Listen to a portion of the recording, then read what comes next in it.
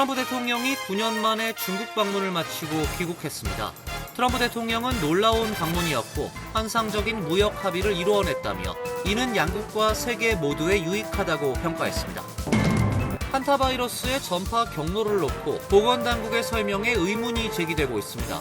당국은 밀접하게 접촉해야 전파된다고 선을 긋고 있지만 과학자들은 직접 접촉이 없어도 감염이 일어날 가능성을 배제하기 어렵다고 지적했습니다. 정부가 영주권자를 대상으로 한 대규모 재심사 작업에 착수하면서 이민사회가 긴장하고 있습니다. 전문가들은 이번 조치가 실제 추방 규모보다 이민사회에 미치는 심리적 영향이 더 클 수 있다고 분석했습니다. 국무부가 발표한 6월 영주권 문호에 따르면 가족 이민이 계속해서 진전하고 있습니다. 반면 취업 이민은 대부분 동결됐습니다. 롱아일랜드 레일로드 노조의 파업 예고 시점이 다가오면서 뉴욕 일대 교통 대란에 대한 긴장감이 최고조에 달하고 있습니다. 뉴욕 주지사는 셔틀버스 등 비상대책을 가동해 만약의 사태에 대비하고 있습니다. 이상은 오늘의 주요 뉴스입니다. 시청자 여러분 안녕하십니까? KBN 뉴스입니다. 트럼프 대통령이 9년 만에 중국 방문을 마치고 귀국했습니다. 대통령은 이번 방문은 놀라운 방문이었고 우린 환상적인 무역 합의를 이루어냈다며 이는 양국과 세계 모두에 유익하다고 평가했습니다. 트럼프 대통령은 오늘 시진핑 중국 국가주석의 관저와 집무실이 있는 베이징 중난하이에서 시 주석과 티타임 및 오찬 회의를 끝으로 2박 3일의 국빈 방문 일정을 모두 마쳤습니다.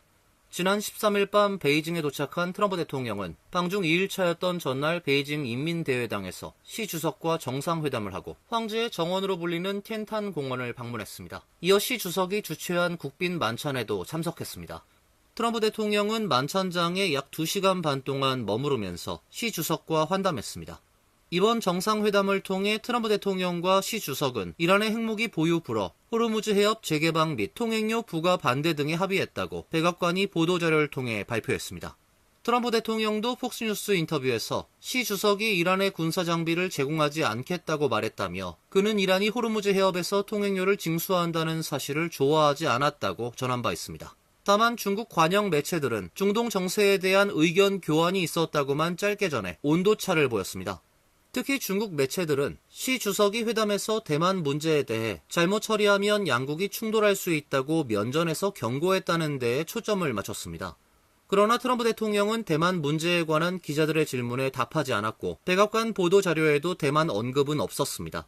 따라서 이번 미중 정상회담 핵심 의제로 꼽힌 이란 전쟁과 대만 문제에서 실질적인 의견 접근이 이루어졌는지는 추후 관련 상황 전개를 더 지켜봐야 알 수 있을 것으로 보입니다. 한타바이러스의 전파 경로를 놓고 보건당국의 설명에 의문이 제기됐습니다.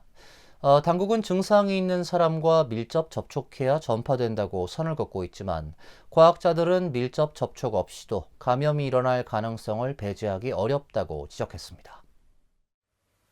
뉴욕타임스는 어제 크루즈선 MV 혼디오스에서 발생한 안데스 한타바이러스 감염 사태와 관련해 질병통제예방센터의 설명이 과학적 불확실성을 충분히 반영하지 못하고 있다는 전문가들의 우려를 전했습니다. CDC를 이끄는 제이 바타차리아 직무대행은 폭스뉴스 인터뷰에서 감염은 증상이 많은 사람과 밀접하게 접촉해야 한다고 말했습니다. CNN 방송에서도 누군가에게 활발한 증상이 있지 않으면 바이러스는 퍼지지 않는다고 설명했습니다. 그러나 수십 년간 한타바이러스를 연구해온 과학자들은 이 설명이 지나치게 단정적일 수 있다고 보고 있습니다. 2018년 11월부터 2019년 2월까지 아르헨티나 FN 지역에서 발생한 집단 감염 사례를 볼 때 당시 34명이 감염됐고 11명이 사망했습니다. 전체 34명 가운데 6명의 환자는 직접 접촉한 적이 없었습니다. 한 명은 길에서 인사를 하는 정도의 접촉 뒤에 감염된 것으로 분석됐습니다. 하버드대 공중보건대학원의 조지프 앨런 교수는 그것은 밀접 접촉도 장시간 접촉도 아니다고 말했습니다. 일부 전문가들은 사람 간의 공기 전파 가능성도 배제하기 어렵다고 보고 있습니다. 한편 CDC는 어제 네브래스카와 애틀랜타에서 격리된 18명을 포함해 41명이 한타바이러스 모니터링 대상에 올랐다고 밝혔습니다. 모니터링 대상자 대부분은 6주간의 모니터링 기간 자택에 머물며 다른 사람과의 접촉을 피해야 한다고 설명했습니다. 다만 격리 중인 18명에 대한 추가 정보는 제공하지 않았습니다. 또한 현재 미국에는 안데스 변종은 확진 사례가 없다고 강조했습니다. 트럼프 행정부가 영주권자를 대상으로 한 대규모 재심사 작업에 착수하면서 이민사회가 긴장하고 있습니다. 전문가들은 이번 조치가 실제 추방 규모보다 이민사회에 미치는 심리적 영향이 더 클 수 있다고 분석했습니다. 뉴욕타임스는 어제 국토안보부가 영주권자 재심사를 전담하는 새로운 조직을 만들고 전국 영주권자 수천 명에 대한 검토를 진행 중이라고 보도했습니다.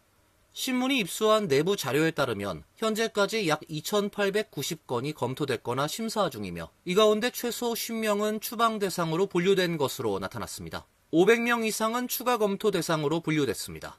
NYT에 따르면 이번 재심사 조직은 새로 만들어진 전술 운영국 산하에 설치됐습니다. 이 조직엔 영주권자 단속과 시민권 박탈, 난민 재심사 등을 담당하는 부서들이 포함되어 있습니다. 현재 약 40명의 이민심사관이 영주권자 재심사 업무를 맡고 있는 것으로 알려졌습니다. 이번 조치는 단순한 불체자 단속을 넘어 합법체류 신분자까지 조사 범위를 넓히고 있다는 점에서 주목되고 있습니다. 트럼프 행정부는 난민 신분 재검토와 시민권 박탈 절차 확대 등 합법 이민자들에 대한 심사를 전반적으로 강화하고 있습니다. 연방이민서비스국 잭 케일러 대변인은 성명을 통해 기관의 최우선 임무는 미국을 보호하기 위한 철저한 심사와 검증이라며 범죄 기록이나 허위 진술 여부 등을 집중적으로 들여다보고 있다고 밝혔습니다. 정부는 성범죄와 가정폭력, 음주운전, 마약 관련 범죄, 허위 신청 등이 주요 검토 대상이라고 설명하고 있지만 내부 자료를 볼 때 실제 추방 대상으로 판단된 비율은 전체 검토 사례의 약 2% 수준에 그치고 있습니다. 연방정부가 국세청 정보를 활용해 불체자 신원 식별을 추진하고 있습니다. 세금 신고 과정에서 이민 신분이 사실상 드러날 수 있도록 제도 변경을 검토하고 있습니다. 뉴욕타임스는 트럼프 행정부와 IRS가 개별 납세자 식별번호 제도 변경 방안을 논의 중이라고 보도했습니다. ITIN은 사회보장번호가 없을 경우 세금 신고 때 사용하는 9자리 번호입니다. 불체자를 포함해 일부 합법 체류자와 해외 거주자들도 발급받을 수 있습니다. 현재 ITIN은 이민 신분과 관계없이 비교적 광범위하게 발급됩니다. 하지만 행정부 내부에서는 불체자용 ITIN을 다른 유형과 구분하는 방안이 거론되는 것으로 알려지고 있습니다. 이 경우 신청 과정에서 체류 신분 공개가 사실상 요구될 가능성이 큽니다. 세금 신고를 통해 불체 여부를 식별하려는 시도란 분석입니다. 신문에 따르면 트럼프 행정부는 당초 세금 신고서에 불법 체류 여부를 직접 묻는 항목을 추가하는 방안도 검토했습니다. 현재 논의 중인 ITIN 분리 방안은 이를 우회한 형태란 설명입니다. 연방세법상 IRS 세금 정보는 엄격하게 보호됩니다. 트럼프 행정부는 지난해 IRS 정보를 ICE와 공유하려 했지만 법원 제동으로 중단된 바 있습니다. 당시 IRS 내부에서는 세금정보 보호법 위반 소지가 있다는 반발이 이어진 바 있습니다. 법원의 중단 명령 전까지 약 4만 7천 명의 주소 정보가 ICE에 전달된 것으로 전해졌습니다. 불체 이민자들의 연방세금 납부 규모는 연간 약 600억 달러로 추산됩니다. 국무부가 발표한 6월 영주권 문호에 따르면 가족이민이 계속해서 진전하고 있습니다. 반면 취업이민은 대부분 동결됐습니다. 5월에 이어 6월에도 가족이민 문호가 진전을 이어가고 있습니다. 6월 영주권 문호엔 시민권자의 성인 미혼 자녀가 대상인 가족이민 1순위는 5월과 같이 동결됐지만 영주권자 배우자와 미성년 자녀가 대상인 가족이민 2A순위의 경우 비자 발급 우선일자가 기존 2024년 8월 1일에서 2025년 1월 1일로 5개월 진전하는 흐름을 보였습니다.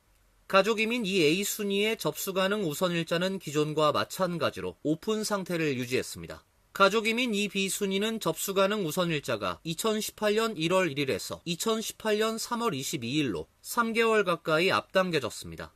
2B순위의 비자 발급 우선일자는 기존 2017년 5월 22일에서 2017년 9월 22일로 4개월 진전했습니다. 시민권자 형제 자매를 대상으로 하는 가족이민 4순위 역시 접수 가능 우선일자가 기존 2009년 9월 1일에서 2009년 12월 22일로 진전됐습니다. 비자 발급 우선일자는 기존 2008년 9월 15일에서 2008년 11월 8일로 진전됐습니다. 지난 4월 대폭 진전됐던 취업이민 문호는 5월에 이어 6월에도 동결된 모습을 보였습니다. 5월엔 취업이민 3순위 비숙련직의 비자 발급 우선일자가 3개월 진전했지만 6월엔 동결됐습니다. 취업이민 1순위와 2순위, 5순위의 경우 비자 발급과 접수 가능 우선일자가 모두 오픈 상태를 유지하고 있고 3순위 숙련직의 접수 가능 우선일자도 오픈 상태입니다.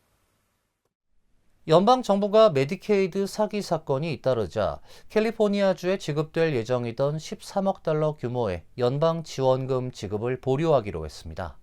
또 전국적으로 신규 호스피스 및 홈케어 간호기관의 메디케어 등록을 6개월간 중단한다고 발표했습니다. 제이디 벤스 부통령은 13일 백악관 행사에서 캘리포니아주는 연방 지원금을 더 요구하기 전에 사기 문제부터 해결해야 할 것이라며 납세자들의 돈이 저소득층 환자 대신 사기범들을 부유하게 만드는 데 사용되고 있다고 지적했습니다. 최근 캘리포니아에선 호스피스 등 메디케이드 관련 사기가 잇따라 적발된 바 있습니다. 메디케어 메디케이드 서비스 센터 책임자인 메멧 오즈 박사는 이번 13억 달러 지급 보류는 역사상 최대 규모라며 캘리포니아주의 홈케어 프로그램 지출 증가율이 다른 주에 비해 비정상적으로 높다고 지적했습니다. 연방정부는 캘리포니아 외에도 미네소타, 뉴욕, 메인, 플로리다 등도 단속 대상이라며 전국적으로 신규 호스피스 및 홈케어 간호기관의 메디케어 등록을 6개월간 중단한다고 발표했습니다. 최근 센터는 LA 지역 호스피스 및 홈케어 간호기관 수백 곳에 대한 지원금 지급을 이미 중단했으며 의료장비, 보철기 공급업체에 대해서도 추가 등록 제한 조치를 시행했습니다. CMS는 불체자 약 130만 명이 메디케이드를 이용해 13억 달러가 부당 사용된 것으로 추산하고 있습니다. LIRR 노조의 파업 예고 시점이 다가오면서 뉴욕 일대 교통 대란에 대한 긴장감이 최고조에 달하고 있습니다. 뉴욕 주지사는 셔틀버스 등 비상대책을 가동해 만약의 사태에 대비하고 있습니다. MTA와 LIRR 노조 측은 지난 13일부터 이틀 연속 마라톤 임금 협상을 벌였으나 어제까지 합의점을 찾지 못한 채 팽팽한 대치를 이어가고 있습니다. LIRR 산하 5개 노조는 이번 협상이 최종 결렬될 경우 예정대로 오는 16일 0시를 기해 전면 파업에 돌입한다는 강경한 입장입니다. 파업이 현실화될 경우 LIRR 열차는 1994년 이후 32년 만에 처음으로 운행이 중단됩니다. 이에 따라 매일 열차를 이용하는 약 30만 명의 이용객이 극심한 출퇴근 혼란을 겪을 것으로 우려되고 있습니다. 양측은 지난달 재개된 협상에서 2023년부터 2025년까지 3년간 임금을 총 9.5% 소급 인상하기로 하는데 뜻을 모았습니다. 하지만 문제는 올해 임금 인상 폭입니다. 노조는 물가 상승률을 반영한 5% 인상을 고수하고 있는 반면 MTA는 3% 인상안을 굽히지 않고 있습니다. MTA 측은 타협안으로 개별 일시불 지급을 통해 사실상 4.5% 인상 효과를 내는 방안을 제시했으나 노조는 일시불 지급은 기본급 인상에 포함되지 않아 퇴직금 등에 반영되지 않는다며 즉각 거부한 것으로 알려졌습니다. 파업 가능성이 높아지면서 캐시 호컬 뉴욕 주지사와 MTA는 비상교통대책을 발표했습니다. 호컬 주지사는 파업 발생 시 가급적 재택근무를 권고하지만 출근이 불가피한 근로자들을 위해 특별 셔틀버스를 운영하겠다 밝혔습니다. 셔틀버스는 롱아일랜드 내 주요 6개 지점에서 퀸즈 하워드 비치역 및 자메이카역을 연결합니다. 출근 시간 맨해튼 방향은 오전 4시 30분에서 오전 9시, 퇴근 시간 롱아일랜드 방향은 오후 3시에서 오후 7시 각각 운행합니다. 트럼프 일가가 주도하는 이동통신사업 트럼프 모바일이 수개월간 출시를 미뤄온 황금색 스마트폰 T1 배송을 시작했다고 밝혔습니다. 트럼프 모바일의 팻 오브라이언 CEO는 사전 주문 제품이 이번 주부터 배송되기 시작했다며 향후 수준의 잔여 주문을 모두 처리할 것이라고 밝혔습니다. 그는 출시 지연에 대해 부품 품질 기준을 충족하기 위한 개발 테스트 과정을 거쳤기 때문이라고 설명했습니다. 가격이 $499로 책정된 T1은 6.78인치 디스플레이와 퀄컴 스냅드래곤 프로세서, 트리플 카메라, 5000 밀레니엄 페어시 배터리를 갖추고 안드로이드로 구동됩니다. 트럼프 모바일은 지난해 6월 트럼프 대통령의 가족 사업체인 더 트럼프 오거니제이션의 상표권 라이선스 방식으로 출범해 당초 8월 출시를 예고했었지만 두 차례 연기 끝에 배송을 시작했습니다. 월 요금은 $47 45센트로 트럼프 대통령이 미국의 47대 대통령이라는 점에서 따온 숫자입니다. 트럼프 모바일은 기존 통신사 인프라를 빌려 서비스를 제공하는 방식으로 운영됩니다. 오브라이언 CEO는 T1이 미국에서 조립된다고 밝히며 궁극적으론 대부분의 부품을 국내에서 생산하는 것이 목표라고 말했습니다. 이어서 간추린 소식입니다. 주미 한국 대사관 관계자에 따르면 트럼프 대통령은 지난 13일 워싱턴 DC 한국전 참전용사 기념재단 주최로 열린 만찬 행사에 서한을 보냈습니다. 대통령은 75년여 전 미국 군인들은 자기 결정권과 자유의 숭고한 이상을 지키기 위해 태평양을 건너 한반도에서 무기를 들고 공산주의 압제에 결연히 맞섰다며 우리나라는 한국전쟁에서 복무한 남녀의 측량할 수 없는 희생을 결코 잊지 않을 것이라 말했습니다. 트럼프 대통령은 그들의 용맹이 압제받는 사람들을 해방했고 수백만 명의 자유를 사랑하는 사람에게 평화와 번영을 가져왔다고 부연했습니다. 한국전 참전용사 기념재단은 워싱턴 DC 내셔널몰에 있는 한국전쟁 참전기념 공원의 관리를 맡았으며 한국전쟁 참전 미군의 희생을 기리는 단체입니다. 재외동포청, 금융위원회, 금융결제원은 지난 13일 8개 은행과 함께 디지털 영사인증 금융위임장 서비스 업무 협약을 체결했습니다. 앞으로 해외 체류 재외동포는 재외공간에서 인증받은 금융위임장을 전자문서 형태로 한국은행에 바로 전달할 수 있게 됩니다. 그동안 재외동포들은 금융위임장을 국제우편으로 보내야 해 처리에 몇 주가 걸리고 분실 개인정보 유출 우려도 있었습니다. 특히 부동산 계약, 상속, 계좌 업무 과정에서 불편이 크다는 지적이 이어지면서 한인들에 대한 구시대적 정책 개선의 목소리가 높았습니다. 새 서비스는 블록체인 기반으로 위임장 진위를 은행이 직접 확인하는 방식으로 8개 금융기관이 참여하며 오는 7월부터 시행됩니다.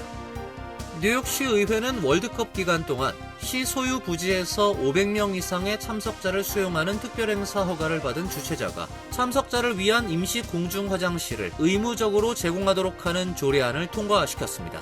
또 뉴욕시장이 지정한 기관 혹은 시 관광 컨벤션 부서는 월드컵 개막 일주일 전까지 관련 디지털 자료를 만들어 게시해야 합니다.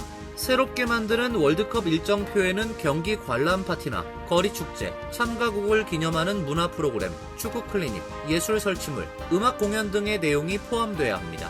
또 월드컵 관련 행사를 주최하거나 프로모션을 제공하거나 참가국과 연관된 소규모 사업체를 표시하는 디지털 지도를 의무 제공해야 합니다. 지난주 시카고에서 발생한 한인 우버 운전자 피살 사건 용의자가 체포됐습니다. 시카고 경찰은 어제 제슨 조시 총격 사건의 용의자 중 한 명인 17세 고등학생을 체포했다고 밝혔습니다. 다만 경찰은 용의자의 신원과 체포 내용 등 자세한 내용은 공개하지 않았습니다.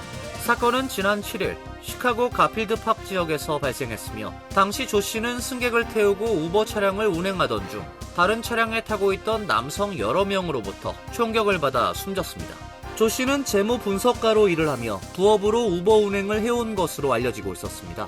범죄 신고 포상 프로그램 크라임 스토퍼스 측은 이번 사건 용의자의 유죄 판결로 이어지는 정보에 대해 $10,000의 포상금을 걸고 제보를 받고 있습니다. 환율과 증권 소식입니다.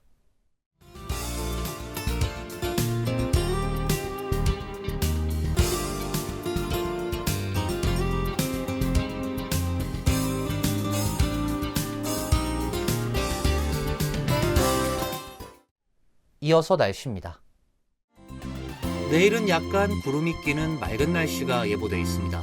낮 최고 기온 78도, 섭씨 26도, 밤 최저 기온 65도, 섭씨 18도로 예상됩니다. 일요일에도 대체로 맑은 날씨가 이어지겠습니다. 월요일도 맑은 날씨가 예상되며 화요일과 수요일은 기온이 올라가 덥겠습니다. 이상으로 KBN 뉴스를 마칩니다. KBN과 함께 즐거운 시간 되시길 바랍니다. 동부 최대 한인방송 KBN이 제작하는 KBN 뉴스는 웹사이트 mykbn.com 그리고 유튜브와 페이스북에서 다시 보실 수 있습니다. 좋아요, 구독, 알림 설정은 뉴스 제작에 큰 도움이 됩니다.